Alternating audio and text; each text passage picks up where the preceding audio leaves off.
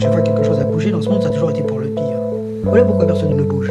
Personne n'ose provoquer l'avenir. Faudrait être fou pour provoquer l'avenir. Faudrait être fou pour risquer de provoquer un nouveau 19, un nouveau 14, un nouveau 37. Oh, il ne se passe jamais plus rien. Si. Parce qu'il y aura toujours des fous. Et des cons pour les suivre. Et des sages pour ne rien faire.